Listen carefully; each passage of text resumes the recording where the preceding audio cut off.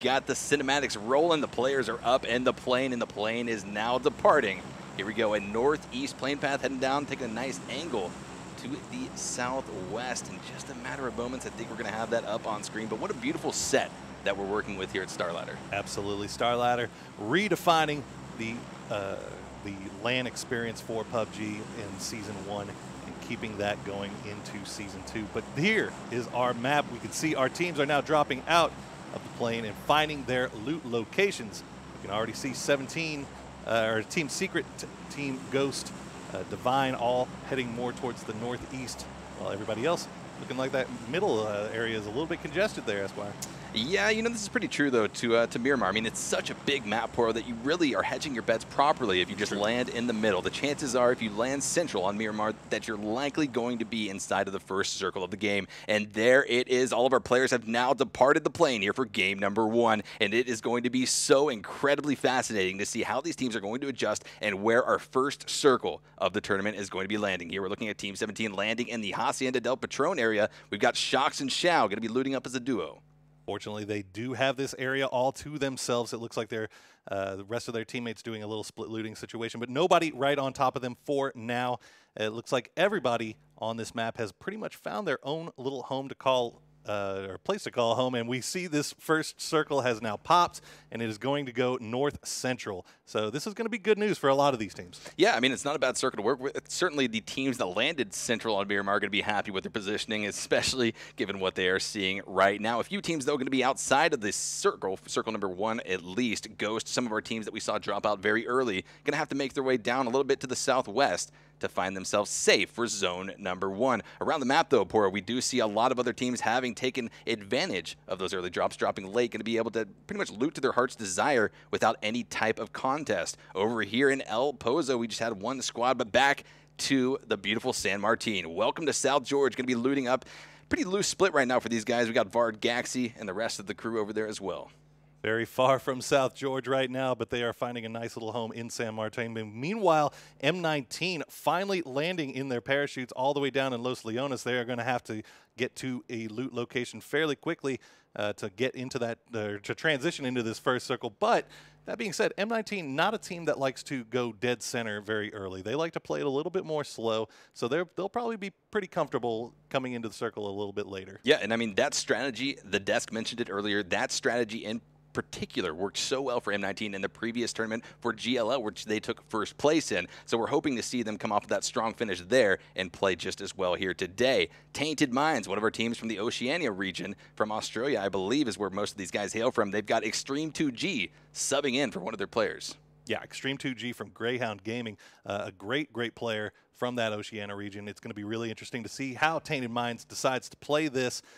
We see Knights very split up in the southern part of this circle right now. They are going to have to be careful if any of these teams start rotating a little bit, in particular Texas, finding himself very close to Tainted Minds and Optic right now. Is Valiate also finding himself close to all of MVP in north in El Pozo. So we got to be careful about them, while we see Gen G finding a home all to themselves in Impala, and X-Quest finding themselves over here in what do you call this area? Minas Generales. You call it Minas? Yeah, the Minas Generales area, right? It's usually if you're in that that warehouse area, the factory area. I don't know. I don't always call it Minas. Usually we call it, factory or north of the street, south of the street, whatever. But whatever floats your boat, Poro, that's what you're going to be calling it, you know? Yeah, well, we can see X-Quest already getting out of Minas Generalis, going a little bit farther north, finding themselves a new place to call home inside this circle. They're opting, instead of going for center, kind of going to a little half and half little action there. Yeah, and one of the interesting things while we're kind of tossing around the map, kind of looking at where each team has dropped, we're not seeing any early game conflict. For the most part, all 16 of these teams have been able to avoid one another, at least in close proximity, to get some loot and now make their transitions. 2 minutes until the blue zone will be shrinking, constricting on circle number 1, so it's starting to get into that crunch time. But we already do have some shots coming out. It looks like Vega Squadron might be taking some poke shots over at Team 17. That is our first shots of the game, and I think that's actually Victory 5, V5. Taking shots over at 17. So just some poking shots, a little letting you know we're here, sending those shots so you don't end up rushing our compound. We want to call this home. And they have a nice little 2-2 split here going on for Victory 5 in the center of the circle. they could play this pretty well, actually. Beautiful crate, going to be barely missing the roof of that or possibly clipping the side of that warehouse. That's an interesting drop part for. Right there we go, right there on the truck. A nice little delivery for someone to pick up. But at least from what I was aware of, no team is even close to this crate, Boro. Yeah, Team Secret might be the only one that might have seen it drop, but they look like they are going to go ahead and find themselves a new home in there soon. But shots are coming out from Team 17, seeing XQuest trying to transition. He gets taken very low, and he's going to go down to 47 Gamer. That is one down for Team 17 on this transition. XQuest now having to decide whether or not they want to get this res off. The shots are going to come out, and that's going to be one kill down now for Team 17. XQuest going to have to play the rest of this out with 3. First blood of game number 1, Poro. I mean, you hate to be that person, but certainly someone has to in every game of PUBG that we play. So now we have to watch what will XQuest be able to do throughout the game, now having to adjust their strategy, playing with only 3 players. Well, they are still very, very split up here. As you can see, Cobra and AK still making their way in. But their one teammate, Z9 Max, still alive, has that compound for himself. Is he going to get pushed? It does not look like it just yet. But meanwhile, we're seeing Vega transition in from this southern side. Knights Texas already very, very low. I'm not sure if he wants to engage on this or just scare them away. The shots are going to come out. Ooh, but he gets return fire. He needs to be careful here because one shot and he's going down, and there's nobody near him to get that res off. So they are in the blue right now, it looks like. Yeah, Texas is in a very tough spot. We can see he doesn't have a lot of meds, certainly has a plethora of bandages, but bandages can only take you so far. Poro, he does not want to use his only first aid yet, but now he's going to be looking back out of this garage, trying to see if there's any information that he can either pick up and use for himself or for his teammates. But here we go. Welcome to South George. Gaxi going to be rolling up on this compound where shots were coming out of earlier. This is going to be Victory 5 yet again, and they're being crept up on. Look at this from San Martin. Here comes Gaxi, going to be leading this sort of slow push, Poro, not too aggressive, just trying to scout out the area. They might have even heard shots coming out of this compound just a matter of minutes ago. Now this is LSN and Shandien from Victory 5, looking like they're considering just going ahead and getting out of this location. Looks like they should do that in time and will avoid having to interact with Welcome to South George just yet. But where are they going to go now? Where are they going to call home? They did have that 2-2 split going on. It didn't seem to be working for them too well because they weren't able to cover each other. Basically, they were able to have a nice little crossfire, but they couldn't see each other, if anything. Oh, Larson finding himself picked out. LSN and Shandien, can they get the bullet? Ooh. Larson, the shots come out. He's safer right now. Where's his teammates? There they are. Gaxi's going to get both of them in the down. And Larson managing to be perfect bait for the double kill for Gaxi, and that is 2 kills picked up for Welcome to South George, and now Victory 5 finding themselves 2 remaining players to go through on the rest of this competition in the first game of Miramar. That is not where you want to be. No, certainly not. I mean, employing a 2-2 split, sometimes that happens. Sometimes you get rolled up on, and unfortunately the numbers do not play in your favor. But here we have Bahawaka from Optic. Going to be running away from these shots. He is a solo player, at least for the time being. He needs some backup, or he needs to completely disengage from this area and avoid being wiped out from Team MVP. We can already see him starting to rotate a little bit out of this position, over to the west, over to the crossroads, and now backing down south. Calling in his teammates, possibly, or trying to get a little bit more information. We're going to wait and see how he plays this. But Siege and Payne G are going to be rolling out of this area. They've taken their shots, and they don't want to overstay their welcome. Yeah, unfortunately, Bahawaka and Hypoc, I believe, got caught out in rotation by those guys, by the boys from MVP. So Hypoc has gone down. Optic now playing with just 3 players. Bahawaka needs to find a way to get out of there. But being the flanker, he is used to being by himself, and he is used to playing this safe, so he should be able to get back to the rest of his squad. As we see more teams trying to find their way in. Ghost trying to transition, but Secret not going to give up their compound so easily. Yeah. AK from XQuest is waiting for the rest of his squad to show up as well. Ghost going to go ahead and find a home near the water treatment plant. Yeah, I mean, they were trying to rotate out of this position. They sent McCoy out to scout, but unfortunately, McCoy ran straight into the 4-man squad of Team Secret. We saw a few tracer rounds being thrown back and forth. Looked like Ghost was putting out a few shots onto Team Secret, but also receiving some as well. McCoy going to instantly turn around and reunite back with his 3 teammates to make that a 4-man squad. Here we do have Method. Looks like they're just checking out the area, but Extreme 2G, the sub for Tainted Minds, going to be spotting out Method, taking some shots from afar, but possibly trying to find some connections. Return fire being had. Yeah, you got to be careful with those shots there. You are definitely going to get return fire at some point. You don't want to take any unnecessary damage on your helmet or on your armor just yet. It's nice to take those shots just to kind of scout out and make sure everybody knows you have a home. But right now, you can see Ghost actually picking up a kill on Secret. I mean, and that's not a short-range shot at all with the M24, a long-range shot coming out, beautifully played, probably going to be able to get the pickup onto that player, but certainly going to be wearing down their attrition. Yeah, Ghost definitely. Once McCoy found out that Secret was a 4-man squad in that compound, Ghost just going ahead and posting up and going to take any shots down here that they can get. You can see they got the res off onto Smitty, but Smitty going to be feeling that hurt. I'm not sure if he still has a helmet or not, but if he does, it's probably damaged pretty nicely right now. As Pokemolodoy going to continue their transition process for Navi, as our circle is now finally about to close in here. I mean, and for all intents and purposes, Navi had one of the largest, the longest rotations from their original looting phase, landing down in the Valle del Mar area on the far southwestern part of Miramar. So good to see that they're finally able to make their way back into the circle. Certainly, there were a few teams that were originally gatekeeping that southwestern edge of our first play zone, but they seem to have trickled out, going to be allowing Navi an easy entry from the southwest. Here we are back at Method, the 4-man strong squad, going to be maybe rotating out of this position. Only 10 seconds left until we see circle number 2. Yeah, Method holding down the power grid right now. They are taking some stray fire still from Tainted Minds, but Tainted Minds needs to be careful here. They're going to have to transition. Ooh, actually going ahead and getting the down onto X-Chris. But now this is the time for Tainted Minds to move. They have the down. They need to move to get into this next circle. What are they going to do?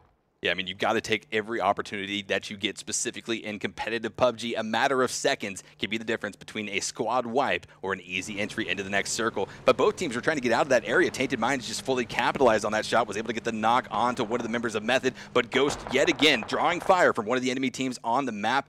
And, I mean, Ghost, they just can't escape these engagements. Thankfully, they're coming out on top of it with no losses. But still, Poro, you want to try to find a home and stop taking all of these shots from teams already securing compounds. Yeah, they're going to take it down there from Secret, or from Team 17. Going to get the down onto McCoy, and they're going to have to go ahead and leave him. But it looks like they're driving right into Divine as we speak. You can see Balak now moving around, trying to work the hills. Ghost having to transition away from the spot that they originally were at, but they're going to lose McCoy in the process, unfortunately, for those guys, as M19 has now made their way into the zone as well. I mean, Poro, teams, they've been third-partying all over the place. They just got a knock on Secret. They had previously gotten the knock onto McCoy. I mean, these guys are looking around the map. They are keeping their eyes on all different angles, making sure that no information goes passed on. Here we have Knights, Crema, Texas, and Draydon. Texas able to get out of that sticky situation that he found himself in the early game here of game number 1, reuniting with his other 2 teammates. We can see one of the other, Draydon, I believe he's a little bit separated off of that position, but still very, very close. Vega, though, finding themselves going to be engaging onto Raffi from Method. He was trying to transition through there. We can see AT and Moleman over in that area as well. But Kimba, does he have his teammates? Certainly we see them off to the west a little bit, but they need to get closer. They need to provide that support of a full 4-man squad. I don't believe the shots have come out yet. I'm not sure if Method knows that Vega squad is here just yet. They're about to if Kimba takes these shots onto X-Chris. Doesn't look like they have the angle just yet. They are aware, though, that you can see the frags coming out as Method trying to form a nice spread here as they push into this area where Vega is currently holding. No shots have been really fired yet. We just had the frags come out, but I don't think they have vision on each other yet.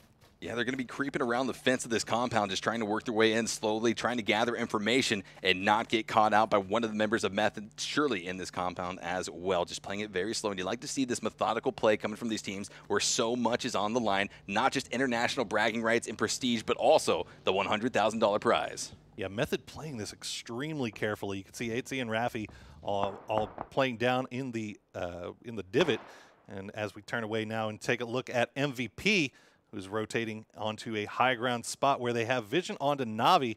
I don't see the shots coming out just yet. There's a couple right there, as Navi's now aware that MVP is keeping an eye on them. But Navi can gatekeep MVP here very, very easily should MVP decide to engage in this fight. Yeah, I mean, exactly. That's a beautiful point that you make, Poro, because when you're outside of the zone to take shots at a team that's already secured a position inside of the second circle, they're going to be fully aware of your presence, one, and then they're going to have the opportunity to just turn around, not have any pressure on their back from the blue zone, and take whatever shots that they can. It's going to be interesting to see how Na'Vi plays it. Certainly, they don't want to get into a full engagement at this point in the game unless they're absolutely forced into it. But we can see Pokemon Drainus, Shade, and Uba now trying to rotate down the hill using these bits of Deflade, these bits of bowls in this mountain to try to escape line of sight from MVP. Now we transition over back to Method and Vega, where they have started to get this fight going on. Maxazor finding himself out towards the edge by a plane. And now we're going to go back to MVP and Na'Vi. So MVP, if you could look at MVP, how they're spread across this map here, Alpaca has come very far to the north here, trying to get a good flank coming on. So this is a really aggressive play from MVP. They're playing this about as well as they can. Na'Vi just kind of keeping them at bay right now still, though. They have to make a move here at some point as the blue is right on their back, but it looks like Na'Vi's just going to go ahead and push out and find themselves a new home in and just go ahead and let MVP take that edge play and just have to worry about them later, I guess. Yeah, I mean, certainly Na'Vi, MVP, and then this Method and Vega fight where the two big battles sort of priming themselves on this map. Unfortunately, the Na'Vi engagement is going to fizzle out as Na'Vi rotates out of there. The safe play to make, but Method and Vega are still squaring off in this compound. But here comes Optic's rotation. They're going to be heard by the Knights. It's shots coming out now from all four members of that squad. Hetero are trying to roll up onto this compound, but Welcome to South George is already inside. Bard and Larson are hearing these shots. Do they know that it's at another enemy player, or do they think that it's at them, Poro? Yeah, Welcome to South George just got protected by the rest of the by Method, I believe, as Hetero was taking some serious shots from the boys from Method. Larson and Vard, I believe those are the no, they're in a 2-2 split here, but they are not being Miracu and Gaxi don't have very good vision onto this. Hetero, knowing that these guys are in here, is going to go ahead and toss that grenade in. He's all by himself. He needs to do something. He gets it down, and that's going to be Larson going down. Vard now has to protect this all by himself. Hetero, the one-man solo play, is going to throw the grenade. The follow-up grenade coming in here might be landing right on top of where Larson was being rezzed and barely misses Vard. Miracu going to be knocked as well. Vard now popping back into this room, trying to pick Larson up. He's got to do something, but here comes the push from Optic. They know that they have an opportunity. Now it is time to seize the day, and here comes the push. Valiant going to be following up onto his teammates, trying to give them whatever support that they need to, but Vard is in such a tough position, able to get the res onto Larson, so Welcome to South George is going to be working with 4 members up, but they are taking so much damage, so much pressure being applied to them by Optic. Optic needs to be careful here, though. They're using all of their utility to try to kill these 2 players, as Larson is now all by himself. Vard has gone down. He's going to drop the smokes to try to see if he can get this res off before they get pushed. Optic, Larson gets taken to almost no health. He has the 2 boosts running, and that's going to be the only thing that saves him, but he is all alone now as Optic is swarming around him. The smoke going to go ahead and prevent them from pushing this just yet, but they have time. They have a little bit of time, but Larson's going to take his opportunity to jump out the window using the smoke sound as a bit of a mask for his feet hitting the ground, now just trying to rotate out of this position. He knows that there is a full squad right on top of him, and there is nothing there for that compound anymore for Welcome to South George. He's going to be rotating out now using a bit of trees, just trying to look up, trying to see if he's being scouted out by that strong Optic squad who rolled up and did work. I mean, massive work, massive pressure being applied to that team. At that point in time, Poro, I think Welcome to South George's comms must have been absolutely chaotic. Extremely fortunate for those boys that Larson was able to get that escape off, and the fact that Optic was taking fire from another source as Larson was making his escape. So, Welcome to South George still have 3 up. You can see MVP going to go ahead and switch from 3 men into 1 truck into 3 men in another truck. Hopefully, I'm assuming that there was no gas in the other truck, because going 3 deep into 1 vehicle this late in the game is extremely when you have the opportunity dangerous. To be in 2 vehicles and you all get out into the other vehicle, yeah, it's either gas or it's a health of the car type issue. Oof. But Vega's Kemba 7 going to be taken down by Z9 Max. Down and out they go. Still all 16 teams remaining. 7 players have dropped out, but we are 19 minutes into the game, Poro. Yeah, Na'Vi pushing, you can see, very aggressively onto Vega after the down has gone. Knights holding down a nice little position here towards near the center of the map. I mean, they haven't moved in minutes, at least 5 minutes. Knights has been holding down inside of these shacks, just taking pot shots wherever they can. They are. Yeah, they apparently, I guess they just didn't have vision of Na'Vi running across this street here. They could have cause some serious problems for Na'Vi. But Na'Vi instead going to go ahead and make it across the street. Now Pokemolodoy actually taking some damage. But Tainted Minds find themselves a little bit of high ground to work with. They're going to take the shots over at M19. Botulin is going to make his way around. He's going to stay safe for now. Optic engaging in a long-range fight here. I'm pretty sure with MVP, Valier's gotten taken very low. M19 still managing to stay 4 strong and have a compound to themselves. Very on the southeastern side, the new circle is going to pop, and it is going to go east. So M19 feeling good. Team 17 feeling great about things as they are 4 strong, dead center circle. Yeah, these guys have got to be loving where this circle has landed. Bachelin going to be rotating a little bit down to the south for M19. Possibly saw that crate drop, and if he can pick that up, that's going to be a beautiful level 3 kit and a nice gun to boot for that he can walk away with. But certainly it's going to be a risky engagement with all of these teams now rotating in closer and closer together. I fear for all of the teams, though, on the western side of things. Look at how chaotic shots left and right. The crossfire is absolutely insane, and our first team to be eliminated of game number 1, day number 1, is going to be Vega. Vega finding themselves caught between about 3 different teams on that transition. Na'Vi now taking the long-range shots at Knights. Knights have the high ground here to work with, but that makes them a very, very easy target as they are silhouetted against the sky. The smokes are going to come out. Uba is going to try to make his way across this street. They have nowhere else to go. They need to make this run.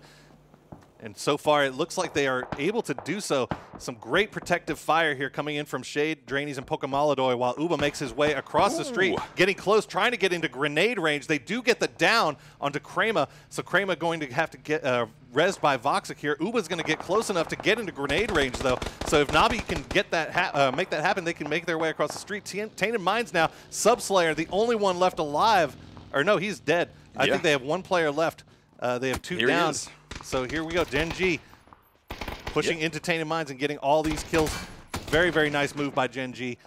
I mean, Gen.G just absolutely made work of this Tainted Mind squad, just decimating through them. They didn't even have an opportunity. Gen.G, such a strong squad, and it's so good to see them performing well here in game number 1. But back around the map, where we have shots coming out from everywhere as Balak for Ghost Gaming is trying to take down some of the members of Welcome to South George. We can see Miracu going to be bleeding out inside of the shack. Larson, a little bit separated off of him to the south, going to be hiding in his own shack. But Drainus, the Car 98 god who previously had gotten a shot off onto one of the players from Knights, going to be pushing up onto this hill now.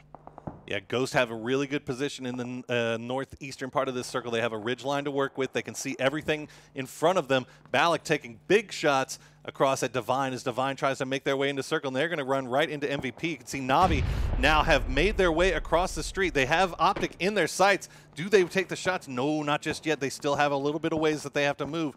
You can see in the corner of your screen, MVP also fighting with Divine. All these teams getting gate kept right now as Larson just a tourist essentially here onto this fight, just trying to stay alive for as long as possible while Ghost 3rd and 4th parties this fight. I mean, this is true to form Miramar, very dead for the early game, but once you get into those hard shifts and those smaller circles, absolute chaos erupts, and we are seeing that played out right now. Pokemolodoy going to be dropped down to about 1% HP as the members from Victory 5 are going to be having his name, certainly watching him in their sights. More and more damage being popped off at Drainus now, trying to rotate off of that position, and that is going to be Team 17 taking out Navi's Drainus. Na'Vi going out in 14th. That is not a good look for them as MVP now trying to engage upon this fight with Divine. Levi's the last remaining player up and alive. He's going to try to go for this res. It's about all they can do as the shots are coming in from MVP. They're coming in from Ghost. They're coming in from everywhere as all these teams are getting pushed by this circle as Ghost Balak is actually going to go ahead and get the shot onto Alpaca from MVP. So Ghost coming up with big kills by third-partying these fights going on from the transitions from the Northwest. Yeah. I mean, meanwhile, all this is going on. Team 17 still sitting so pretty in the middle of this circle with the high ground. Yep, they got the compound. They've got all of the, I guess, essentials to work with. All they have to do is play it perfectly, and they can walk away with the chicken dinner here in game number 1. But that is a lot to ask of a team. Certainly a lot happens as these games continue to progress. 24 minutes into game number 1, and the shots coming out left and right. Turtle going to be finding a connection onto one of the members of Divine, and now Optics Hetor finding his own connections onto MVP. MVP was one of those teams that we saw rotate out of that vehicle into the other vehicle and try to get away. They were engaged on by Optic. This time, it's going to be Hetor coming up with more shots. 0-10, the last remaining player up for MVP. Divine able to get that res off. So Levis and Jet still alive and hovering in the smoke for now.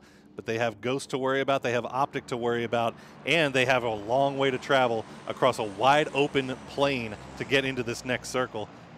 Bottling all by himself on the top of this hill. He might be able to get rezzed here. They do have 4 strong still for M19. Valley 8 trying to find a place to call home in this new circle, but he is getting shot from everywhere. Ooh, tires going out. His front and back tire going to be popped, and that is going to be the disablement of the vehicle. Valley 8 now going to be thrown to smoke, just trying to retreat off this without taking any more damage than he already has. Genji, though, already 7 kills to their name, trying to add to that kill count. They've taken down Method. They've taken down Tainted Minds. Will they be able to take down M19, a team that we were looking to do so much work here? And Wicked, wow!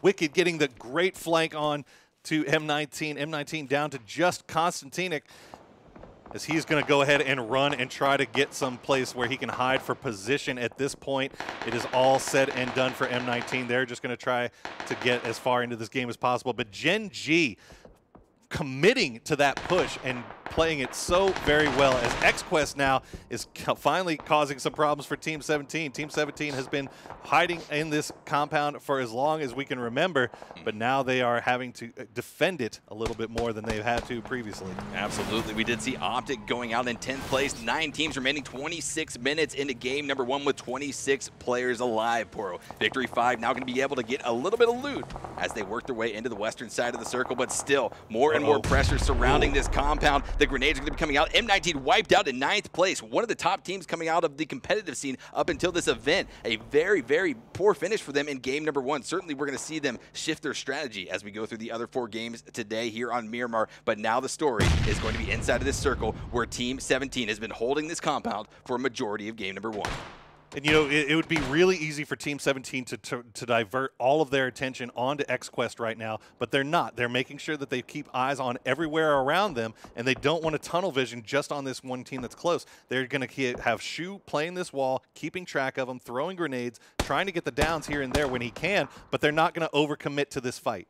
Yeah, and here we go. The next circle going to be landing on this compound. It's a little bit off-center down to the south, but still safe for the time being, and I think that's more than any of the other teams on the map can say at this point in time. Poro, we can see Genji, the 4-man strong squad, having to rotate up from the south. Secret over off of the east, and then Ghost up to the northeast, having to make their way in, but they are going to have a lot of eyes watching them. Xiao able to get a quick kill on the AK from XQuest. The other members, Cobra and Z9 Max, going to be hiding, just trying to get some health back, trying to get some reprieve. But look at the map. Team 17 needs to worry about Gen G, which is pushing in force right now from the southeast.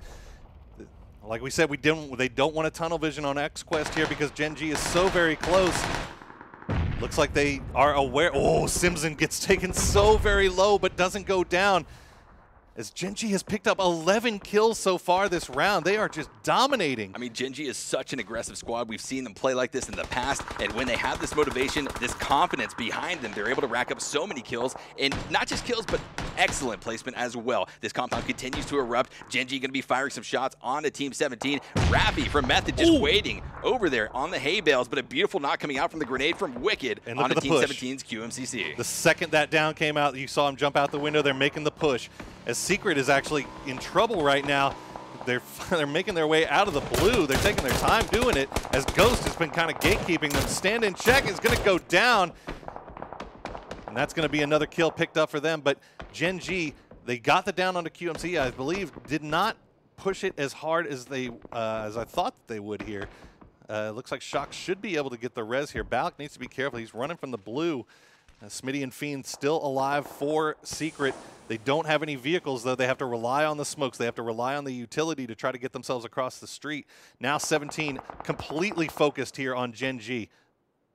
Yeah, I mean, absolutely. This is where their focus needs to be. It's the most dominant push coming off of that southern edge from the 4-man strong Gen G squad. But over here on the northeastern side of the circle, we have Ghost trying to make their own way in, finding themselves being pressured a bit by Knights. Knights 3 men strong, going to be firing those shots, trying to keep the pressure onto these guys while they have to worry about the blue coming behind their back. Balak taken down to about 10% HP, trying to get some meds off in the smoke before the blue will be taking away at his health as well. But this is such a wide open area for them to go across, and Turtle's going to be knocked almost immediately by Drayden. Yeah, it's really unfortunate for Ghost here. They just had no way to really put any return fire onto Knights here. Knights had such good cover. There was no way that Ghost could even try to take shots.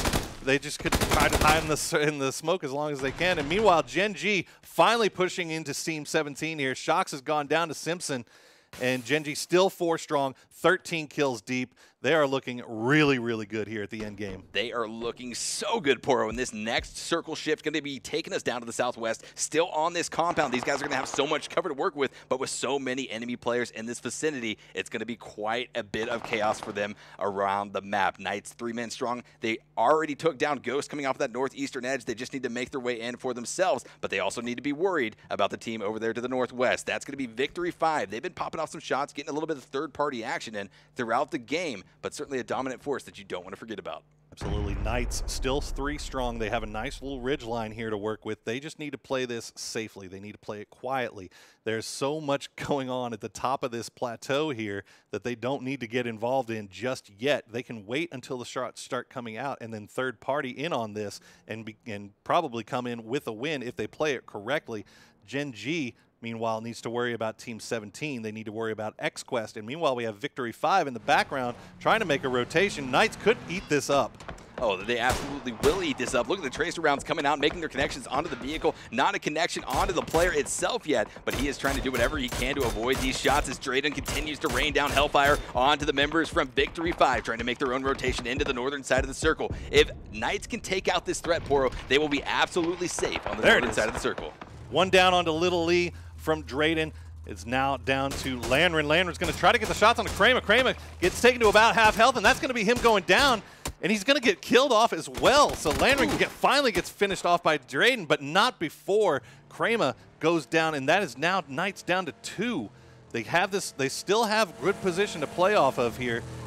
But man, it's really going to matter what happens to Gen G here. If Gen G can finish this fight, these 2 fights essentially, and still remain 4 strong, it's going to be really tough. The only team with 4 players still alive versus 2 men from Knights, 2 men from XQuest, and 2 men from Team 17. It's a bit of a standstill right now as these players have a bit of room to work with, but that is going to be changing in a matter of moments as we are 31 minutes and 45 seconds into game number 1. 4 teams alive, Poro, 10 players. Can Gen G continue this strong push and wipe out the rest of the enemies on the map, or will they face a little bit of resistance given that there are so many 2-man squads still alive? Well, and Gen G knows that they can afford to play this patiently. They don't have to make the risk of trying to push into a compound where somebody could be hiding behind a wall and you're just not ready for them and you go down, or somebody could just be hiding behind the bulletproof curtains in the bathroom. There's no reason for them to push into this compound just yet when they can just wait for this next circle, see where it goes.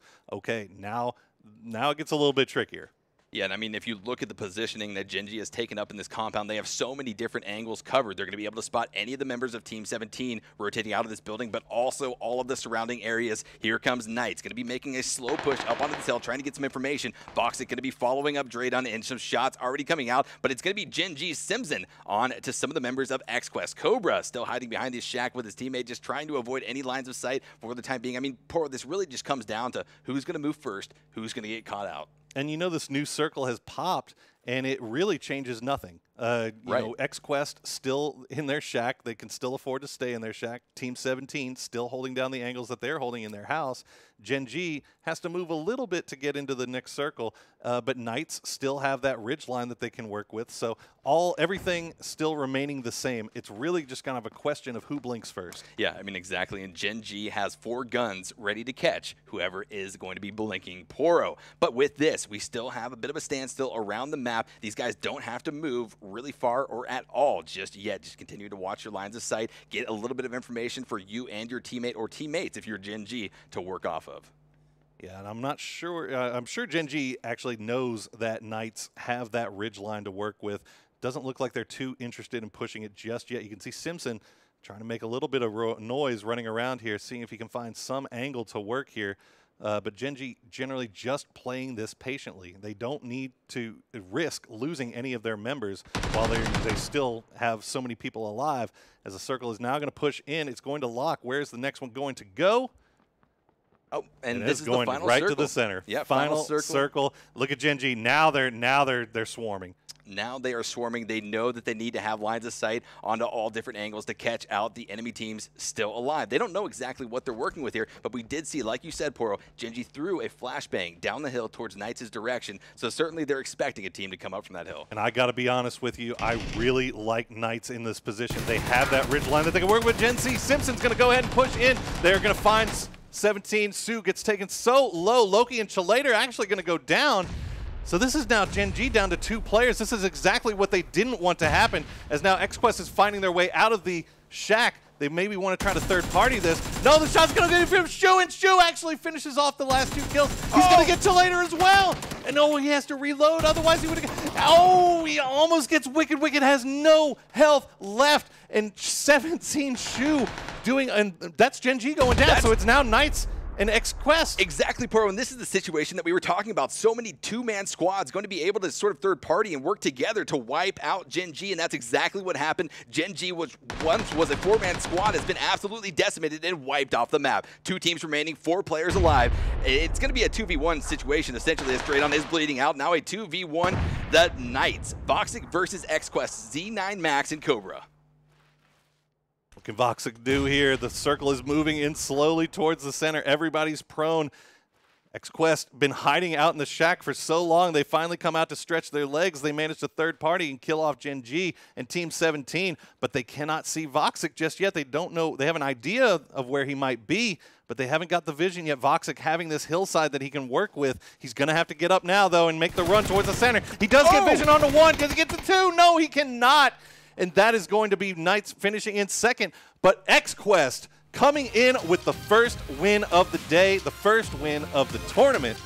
Esquire, what a fantastic performance from these guys. I mean, what an exciting in-game just in general. The fact that Gen G got absolutely decimated. They were such a strong force, Pro, and I was about to say, these guys can flick it on and off, whether or not they're going to be playing aggressively or passively, but unfortunately just met their demise. But without, I mean, they were able to, get to third, and they've got a whopping 15 kills. 15 kills and a third-place finish. Simpson with 7 of those kills. And we were talking about it as we were going. Eventually, they were going to have to push into that compound, but God, you don't want to have to because it's so risky, and we see why there. Gen G wanted more. They're not going to be satisfied with this third-place finish, regardless of the performance throughout the game. They want that first place. They have their eye on the prize, and we're going to see them adjust, maybe play their strategy a little bit different throughout the rest of the 4 games here today. But the main story is XQuest. What a commanding finish by those guys, taking down the first-place chicken dinner here in game number 1 to kick